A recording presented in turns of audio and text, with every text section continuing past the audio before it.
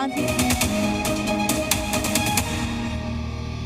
तो हरियाणा विधानसभा चुनाव के लिए मतदान खत्म हो गया। वैसे तो मतदान शांतिपूर्ण रहा, लेकिन कहीं से भी छिटपुट विवाद के मामले भी सामने आए। वहीं महम विधानसभा सीट के बूथ नंबर 134 पर बलराज कुंडू और आनंद सिंह डांगी के बीच में धक्का मुक्की भी हो गई। और ये तब हुआ जब हरियाणा जन सेवक पार्टी के नेता बलराज कुंडू निरीक्षण के लिए एक बूथ पर पहुंचे। आरोप है तभी वहां आनंद सिंह डांगी अपने कुछ समर्थकों के साथ आ धमके और उनके साथ धक्का मुक्की शुरू कर दी, जिसकी तस्वीरें भी सामने आई। इन तस्वीरों में कुछ लोग बलराज कुंडू और उनके पीए को धक्का देते हुए दिखाई दिए। आरोप है कि इस दौरान उन लोगों के साथ मारपीट भी की गई। हरियाणा के अंदर वो खुद 20-25 लोगों के मैं वहाँ देखने गया था, ठीक चल रहा है और मेरे खुद आनंद सिंह डांगी ने जो ना चिपट के ये मेरे कपड़े फाड़े हैं और धक्के मरवाए हैं। ये मेरा पीए है। बलराम कुंडू और उनके पीए के कपड़े भी फाड़ दिए गए, जिसके बाद उन्होंने इलाके के कलेक्टर और थाना प्रभारी से इसकी शिकायत की, जिस पर पुलिस भी छानबीन में जुट गई। तो वहीं हिसार के खांडा खेड़ी गांव में पूर्व वित्त मंत्री और नारनौंदा से बीजेपी उम्मीदवार कैप्टन अभिमन्यु और कांग्रेस उम्मीदवार जस्सी पेटवाड़ के समर्थक आपस में भिड़ गए, जिसके बाद दोनों ओर से जमकर लात घूंसे चले। बाद में पुलिस ने बीच बचाव कर दोनों पक्षों को शांत कराया। बताया गया ये लड़ाई बोगस वोटिंग को लेकर के हुई। एक तरफ जहां हरियाणा विधानसभा चुनाव के लिए वोट डाले जा रहे थे, वहीं दूसरी तरफ अंबाला कैंट से बीजेपी के प्रत्याशी अनिल विज के बयान ने बीजेपी में टेंशन बढ़ा दी, क्योंकि मतदान के बीच ही अनिल विज ने मुख्यमंत्री पद पर अपना दावा ठोक दिया। उन्होंने प्रदेश में बीजेपी की सरकार बनने का दावा किया। साथ ही उन्होंने वरिष्ठता का हवाला देते हुए मुख्यमंत्री बनने की तरफ भी इशारा किया। सरकार तो बनेगी भारतीय जनता पार्टी की, और मुख्यमंत्री बनेगा वो जिसको पार्टी चाहेगी, और अगर पार्टी मुझे चाहेगी तो अगली मुलाकात आपसे मुख्यमंत्री निवास पर होगी।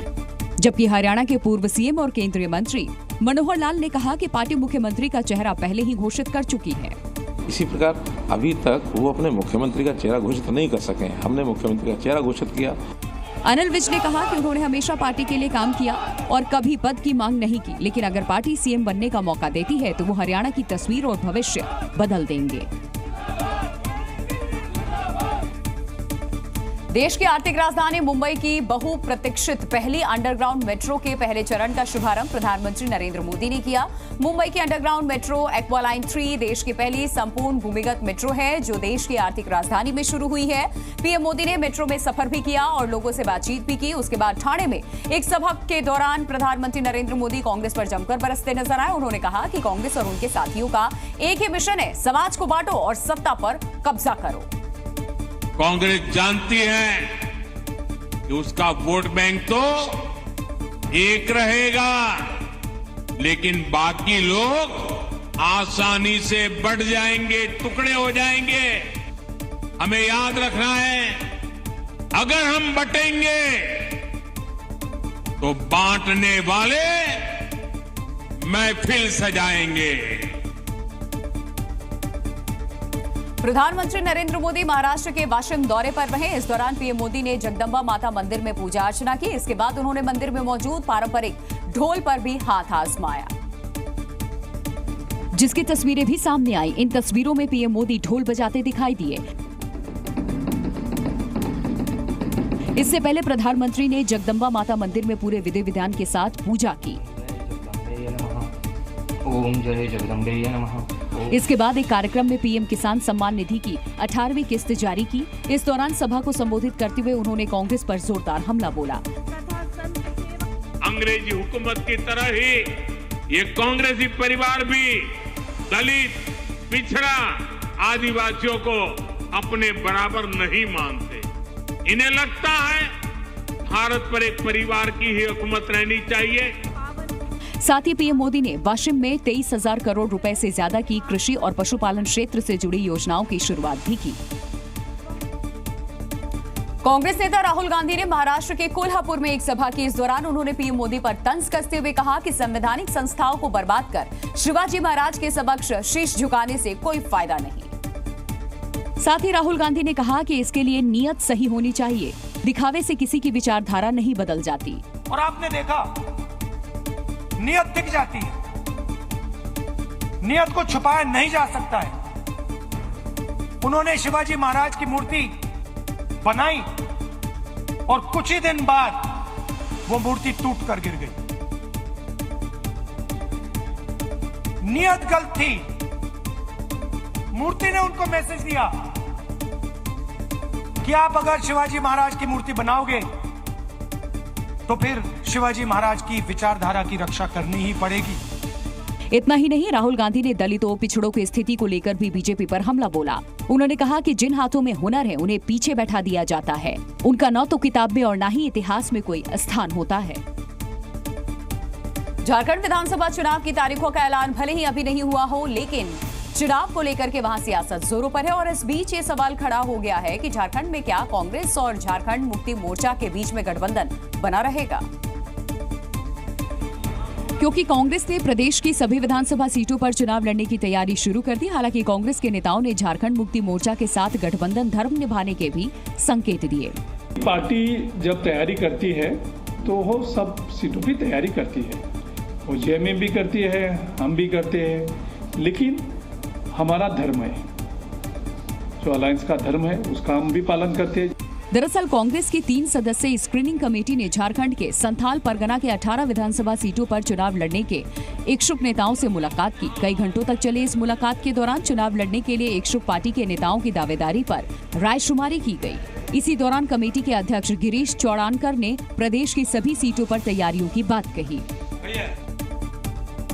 बिहार में बहार है, नीतीश कुमार है। एक बार फिर बिहार में नीतीश कुमार को अपना नेता चुन लिया गया, यानी कि नीतीश कुमार ही 2025 के बिहार विधानसभा चुनाव में जेडीयू बीजेपी गठबंधन का चेहरा होंगे। जेडीयू की राष्ट्रीय कार्यकारिणी की बैठक में एक मत से ये निर्णय लिया गया कि पार्टी नीतीश कुमार के नेतृत्व में ही चुनाव में उतरेगी। 2 दशक से बिहार में किया गया काम और स्वच्छ प्रशासन देने का दावा ही पार्टी का सबसे बड़ा चुनावी हथियार होगा। संगठन पूरी तरीके से तैयार है और 2025 नीतीश कुमार के नेतृत्व में एनडीए की सरकार बननी पहले से अधिक बहुमत से तय।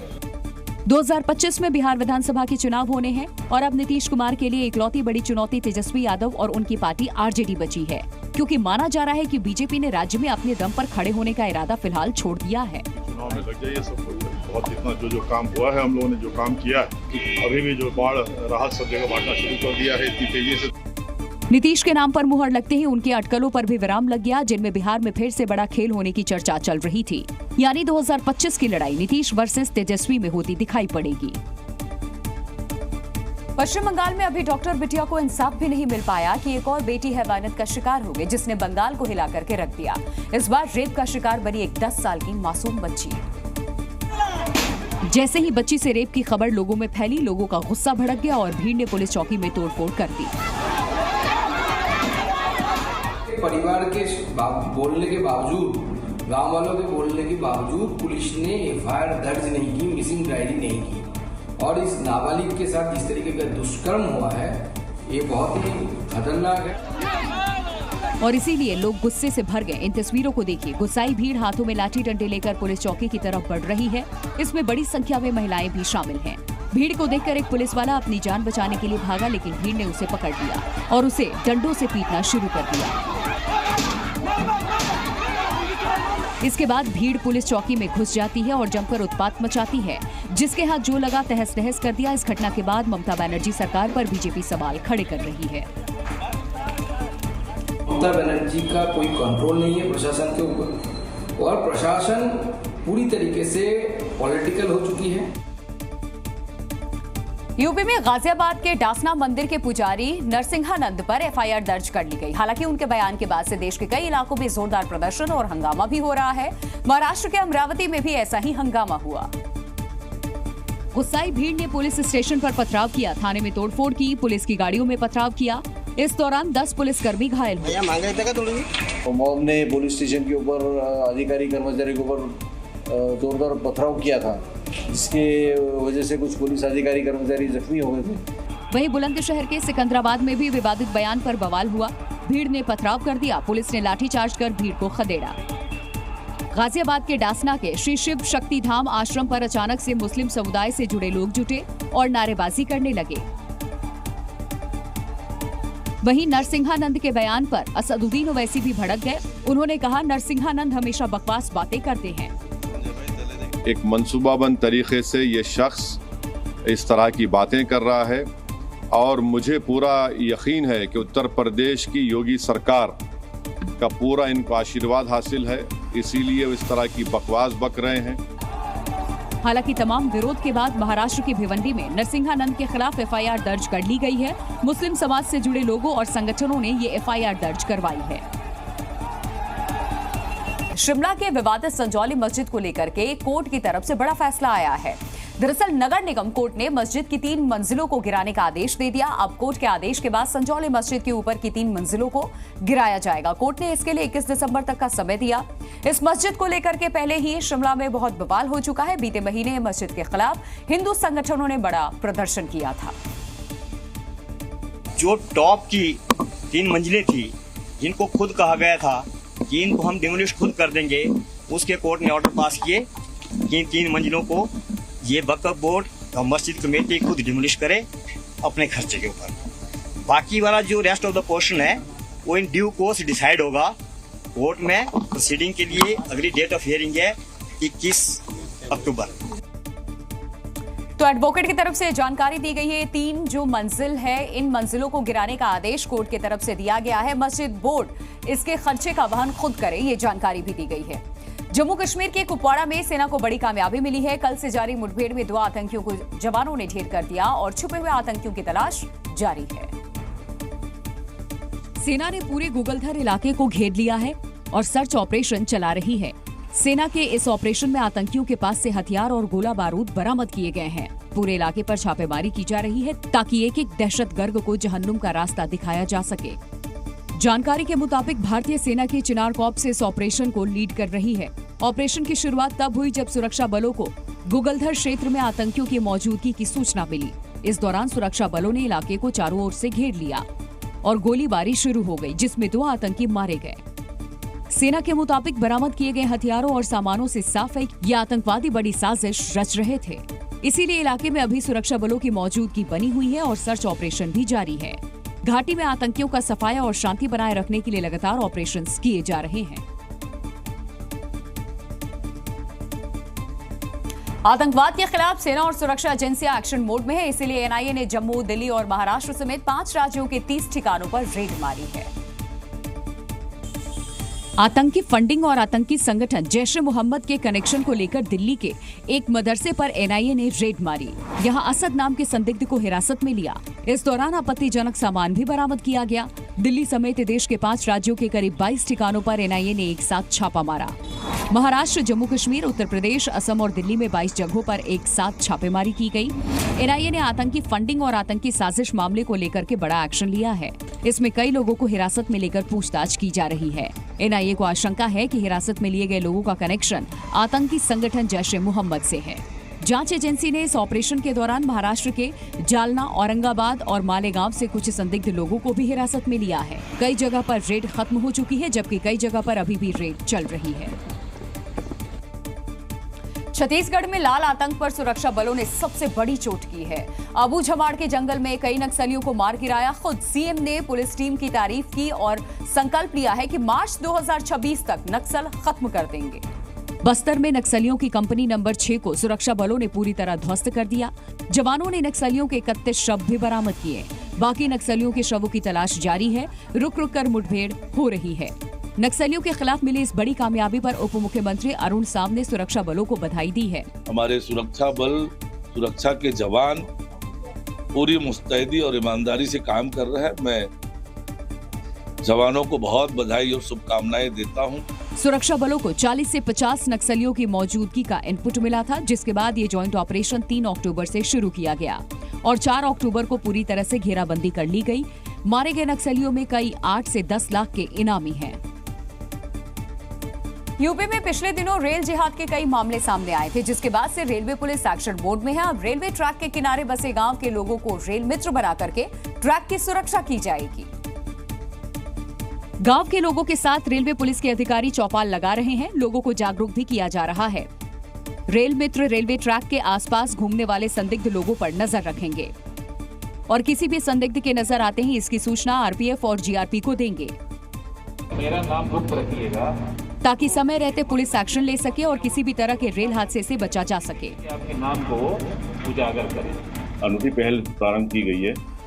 रेल ट्रैक मित्र, जो ट्रैक के बगल में जितने भी गांव हैं, उन गांव से चुनिंदा लोगों को, जागरूक लोगों को मोबाइल नंबर लेकर उनको मित्र बनाया गया है। एक ग्रुप बनाया गया उनका। रेलवे पुलिस के अधिकारी ट्रैक के किनारे बसे गांव में नुक्कड़ सभाएं भी करेंगे। ज्यादा से ज्यादा लोगों को जागरूक किया जाएगा। रेल मित्रों के नाम और कॉन्टैक्ट नंबर उच्च अधिकारियों के पास भेजे गए हैं ताकि जरूरत पड़ने पर इनसे संपर्क किया जा सके। यानी रेल जिहाद के खिलाफ ये अनोखी पहल है। उत्तर प्रदेश के गोंडा से हैरान करने वाला एक वीडियो सामने आया है। दरअसल करनालगंज के कटरा शहबाजपुर रेलवे क्रॉसिंग पर एक कार रेलवे ट्रैक पर आ गई, जिसके बाद हड़कंप मच गया। ट्रैक पर कार देखते ही रेलवे अधिकारियों के हाथ पांव फूलने लगे। आनन फानन में ट्रेनों की आवाजाही रोकी गई और किसी तरह कार को ट्रैक से हटाया गया। जानकारी के मुताबिक रेलवे क्रॉसिंग पर भीषण जाम होने के कारण अचानक कार की स्टीयरिंग मुड़ी और फिर अनियंत्रित होकर के सफेद रंग की ये कार सड़क छोड़ करके रेलवे ट्रैक पर दौड़ गई। कार का चालक जब तक कुछ समझ पाता तब तक कार क्रॉसिंग से 50 मीटर दूर तक चली गई। इस घटना के चलते लखनऊ से गोरखपुर जा रही सुपरफास्ट ट्रेन को आधे घंटे तक रोकना पड़ा। कड़ी मशक्कत के बाद रेलवे ट्रैक से कार बाहर निकाली गई। गेटमैन की सतर्कता से समय रहते ट्रेनों की आवाजाही रोकी गई और बड़े हादसे को टाला गया। मध्य प्रदेश के ग्वालियर में एक कांग्रेस नेता की गुंडागर्दी का वीडियो सामने आया। पुराने रंजिश में पड़ोसी के घर के बाहर खड़ी कार में तोड़फोड़ की। इस वीडियो में देखिए, एक शख्स घर के बाहर खड़ी गाड़ी पर डंडे से वार करता है। पहले गाड़ी के पीछे का शीशा तोड़ता है, उसके बाद गाड़ी के साइड विंडो पर डंडे से मारता है। वो तब तक लाठी मारता है जब तक कांच टूट नहीं जाता। इसके बाद गली से एक और शख्स आता है और फिर दोनों पास के घर से बाहर आ रहे युवक को धमकाते हैं और वहां से चले जाते हैं। जानकारी के मुताबिक ये वीडियो गांधीनगर इलाके का है। पुरानी रंजिश के चलते पड़ोसी के घर के बाहर खड़ी गाड़ी में कांग्रेसी नेता लाला यादव और उसके साथी अहमद खान ने तोड़फोड़ की, लेकिन उनकी ये करतूत सीसीटीवी में कैद हो गई। फिलहाल पुलिस ने मामला दर्ज कर लिया है। मध्य प्रदेश के जबलपुर से चौंका देने वाला मामला सामने आया, जहां सोशल मीडिया पर कमेंट करना एक लड़के को भारी पड़ गया और कमेंट से गुस्साए 8वीं के छात्र ने 9वीं के छात्र की चाकू घोंपकर हत्या कर दी। मामला जबलपुर के नटवारा गांव का है। पुलिस के मुताबिक आरोपी ने इंस्टाग्राम आईडी पर एक रील डाली थी, जिस पर मृतक लड़के ने टिप्पणी की थी। गुस्साए छात्र ने अपने पास बुलाकर युवक की चाकू से घोंपकर हत्या कर दी। जो अपचारी बालक है, उसने इंस्टाग्राम आईडी पे कोई रील्स डाली, जिस पर से मृतक ने उस पर लिखा कि तू तेरे बस की बात नहीं, अपने बाप को भेज। इसी बात पर से उनका विवाद हुआ। इधर इस घटना के बाद लोगों में आक्रोश है और स्कूल प्रबंधन के खिलाफ घर वालों ने प्रदर्शन किया। जबलपुर सागर मार्ग पर जाम लगा दिया। मौके पर पहुंची पुलिस प्रदर्शनकारियों को समझाकर वापस किया और आरोपी छात्र को पकड़ लिया। जाको राखे साइया मार सके न कोई। बिहार के मोकामा में ऐसा ही कुछ हुआ है। एक महिला जो तैरना भी नहीं जानती गंगा नदी में 95 किलोमीटर बह करके जिंदा बच गई। नदी से निकालकर जिस महिला को बाहर लाया जा रहा है उसका नाम है प्रमिला देवी। प्रमिला अपने पति के साथ नवरात्रि में स्नान के लिए गंगा घाट गई थी, लेकिन गंगा की तेज धार में अचानक दोनों बह गए। प्रमिला के पति की तो कोई जानकारी ही नहीं मिली, लेकिन प्रमिला देवी को बचा लिया गया। आश्चर्य है कि प्रमिला तैरना भी नहीं जानती और नदी में 95 किलोमीटर तक बहती रही। मोकामा थाना के मेकरा गांव के पास जब लोगों ने उनकी चीख सुनी तो नाव की मदद से उन्हें बाहर निकाला गया। पहले तो उनकी हालत खराब थी, लेकिन अब वो पूरी तरह से ठीक हैं।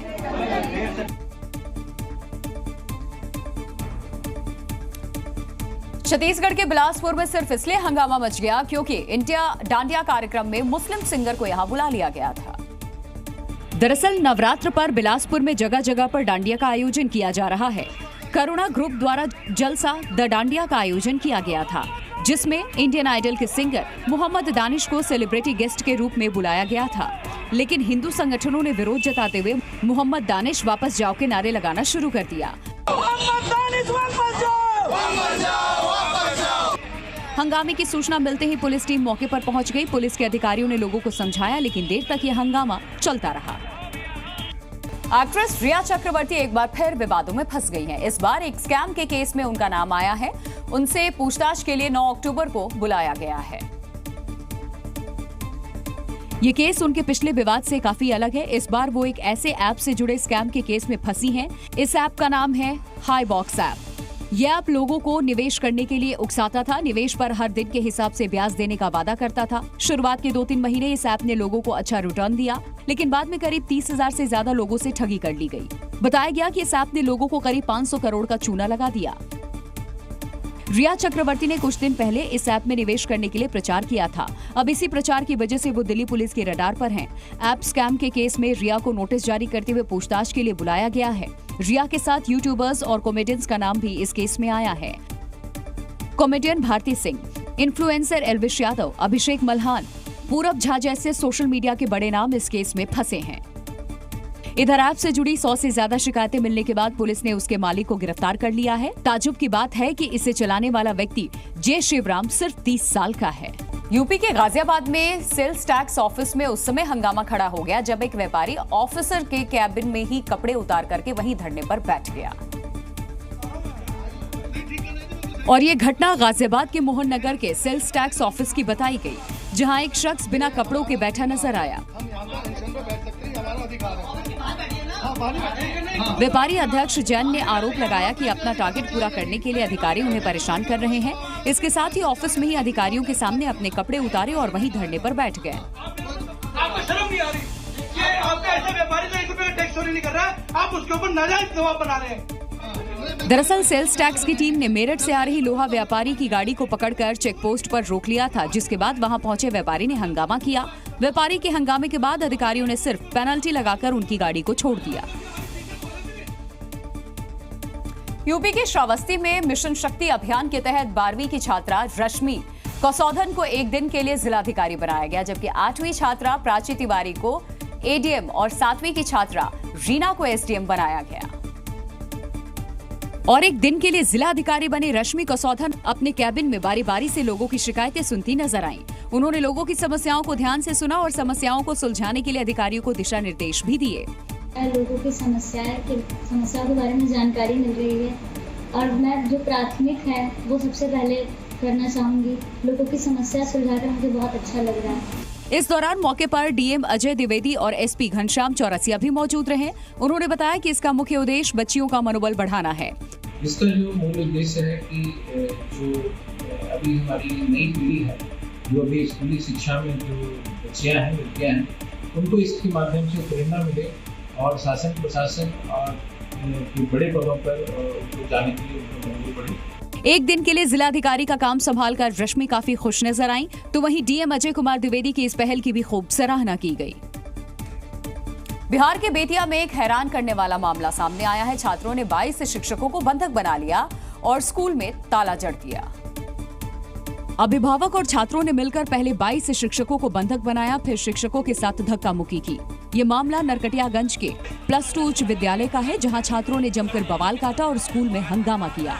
छात्रों का आरोप है कि स्कूल में 7 महीने से प्रधान शिक्षक नहीं आए हैं। जो रजिस्ट्रेशन हुआ था उसका डमी पेपर भी नहीं मिला है। 7 महीने से नहीं आ रहे हैं स्कूल में, इसलिए हम लोग गेट बंद किए हैं। 2023 में रजिस्ट्रेशन हुआ है, अब तक डमी कार्ड नहीं आया है। तो रजिस्ट्रेशन हुआ है 10th क्लास को, उन लोग का डमी पेपर कोई भी पेपर नहीं आया हुआ है। नाराज छात्र और अभिभावकों ने स्कूल में जमकर हंगामा मचाया, जिसके बाद पुलिस और कुछ अधिकारी स्कूल पहुंचे, लोगों को समझाने की कोशिश की। सबसे पहले बच्चा को फॉर्म भराना है, समझे। पहला काम है बच्चा को फॉर्म भराना। दूसरा काम है कि उन लोग जो फीस दिए हैं अब वह फीस नहीं देगा, वो हेडमास्टर के पास जमा जो फीस है उसी फीस से उसका फॉर्म भराएगा। छात्रों का आरोप है कि रजिस्ट्रेशन का पैसा लेकर हेडमास्टर फरार हो गए हैं। जब तक वरिष्ठ अधिकारी नहीं आएंगे तब तक शिक्षक बंदी रहेंगे। मध्य प्रदेश में सांप को पकड़ने वाला एक व्यक्ति उसे वापस लोगों के घरों के पास छोड़ता हुआ दिखा। उसकी इस करतूत का सीसीटीवी वीडियो मिलने के बाद अब लोग उस व्यक्ति पर सांपों के साथ धंधा करने का आरोप लगा रहे हैं। आशंका है कि ये व्यक्ति पहले तो सांप को पकड़ता है और फिर उन्हें इसी तरह लोगों के घरों के पास छोड़ देता है। रात के वक्त इसने एक सड़क पर अपनी बाइक रोकी और फिर इधर उधर देखने के बाद पन्नी में रखे सांप को वहीं फेंक दिया। अब जाहिर है कि वो सांप आसपास दिख रहे इन लोगों के घरों को परेशान करेगा।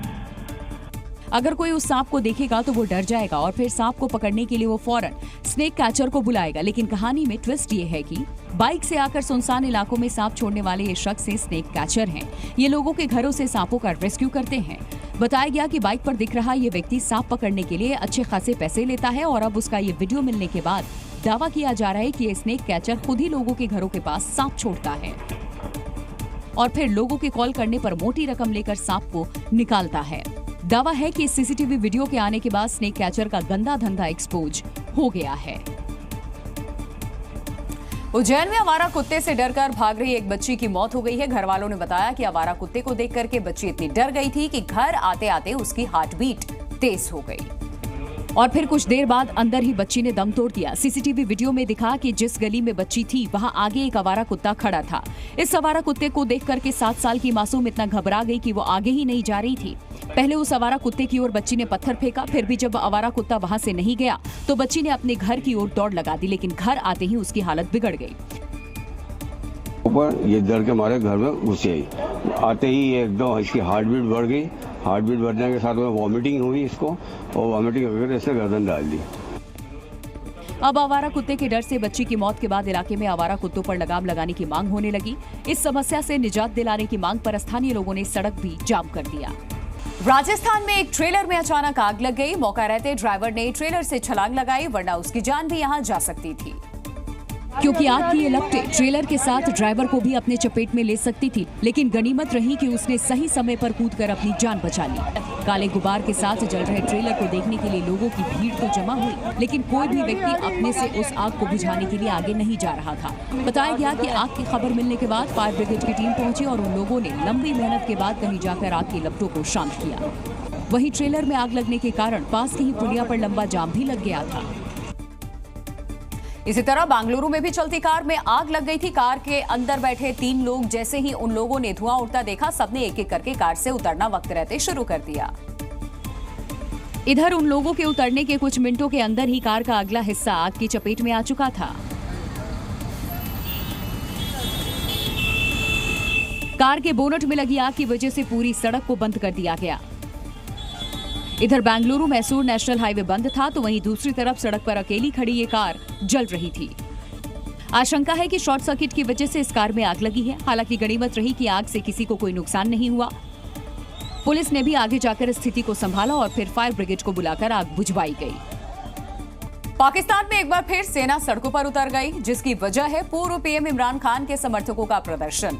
इमरान के समर्थकों में जबरदस्त आक्रोश है। लाहौर से लेकर कराची और इस्लामाबाद से लेकर रावलपिंडी तक पूरी रात खूनी संघर्ष चलता रहा। पाकिस्तान पुलिस गोलियां दागती रही, लेकिन इमरान समर्थक जुटे रहे।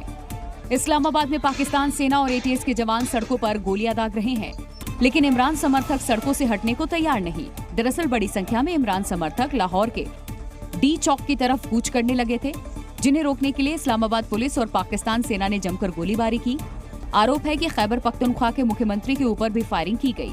अब ये खबर है कि पुलिस और पाकिस्तानी सेना मुख्यमंत्री अली अमीन गंडापुर को गिरफ्तार करने के लिए केपी हाउस इस्लामाबाद में घुस गई। बीते कुछ दिनों से लगातार इमरान समर्थक अलग अलग शहरों में जलसा और रैलियों का आयोजन कर रहे हैं और हर रैली से शहबाज सरकार के खिलाफ उठती आवाज। शहबाज को डर है कि गद्दी कहीं फिर से न खिसक जाए। दुनिया तीसरे विश्व युद्ध के मुहाने पर खड़ी है, जबकि अमेरिका और रूस का चूहा बिल्ली का खेल जारी है। एक हैरत अंगेज घटना अलास्का के आसमान में दिखी है। पेट्रोलिंग के वक्त घटी, जब F-16 और सुखोई 35 आमने सामने आ गए। दरअसल कनाडा से सटे अलास्का से रूस के 2 Tu-95 बॉम्बर गुजर रहे थे, जिन्हें अमेरिकी F-16 को खदेड़ने का निर्देश मिला। पलक झपकते ही अमेरिकी फाइटर आसमान में थे, लेकिन अमेरिकी F-16 इससे पहले कि रूसी बॉम्बर के पास पहुंच पाता, तभी अचानक हवा में सुखोई 35 ने F-16 का रास्ता रोक लिया। सुखोई इतनी तेजी से गुजरा कि अमेरिकी F-16 का पायलट कुछ पल के लिए सदमे में आ गया। रूसी सुखोई लड़ाकू विमान बहुत ही खतरनाक तरीके से अमेरिकी वायुसेना के F-16 विमान के पास से गुजरा, जिससे उसके टकराने का खतरा पैदा हो गया था। घटना 23 सितंबर को हुई थी, जिसका वीडियो अब अमेरिकी वायुसेना ने जारी किया है। अमेरिकी अधिकारियों ने रूसी पायलट के व्यवहार को असुरक्षित और गैर पेशेवराना करार दिया है। बता दें कि अलास्का में अमेरिकी फाइटर अक्सर गश्त लगाते रहते हैं।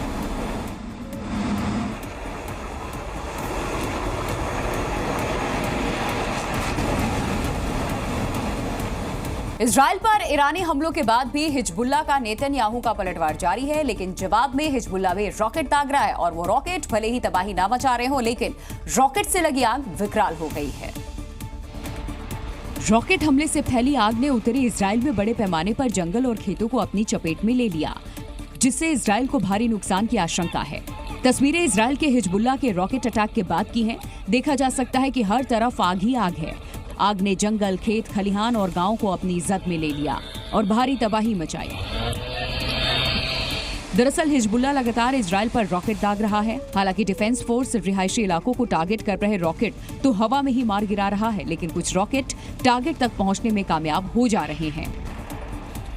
हालांकि फायर ब्रिगेड लोकल लोगों की मदद से आग बुझाने में जुटे हुए हैं, लेकिन विकराल आग अब भी बड़ा खतरा बनी हुई है, जिससे भारी नुकसान की आशंका जताई जा रही है।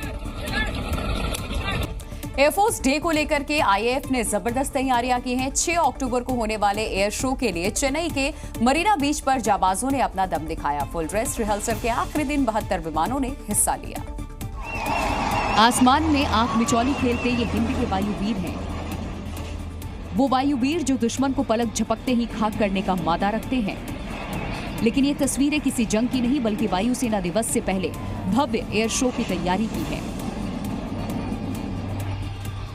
आसमान में राफेल ने उड़ान भरी और जो करतब दिखाया, निश्चित ही दुश्मनों के पैरों तले की जमीन खिसक गई होगी। ये वीडियो चेन्नई के मरीना बीच की है। शुक्रवार को वायुसेना दिवस के फुल ड्रेस रिहर्सल का आखिरी दिन था, जिसमें गरुड़ कमांडोज ने भी अपनी ताकत का दुनिया को लोहा मनवाया। अभ्यास के जरिए अपने रण कौशल से दर्शकों को परिचित करवाया।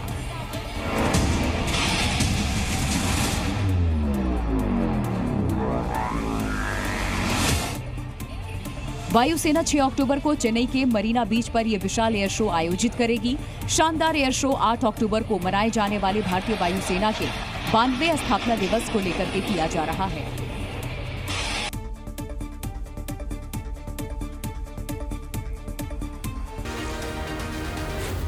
Z News।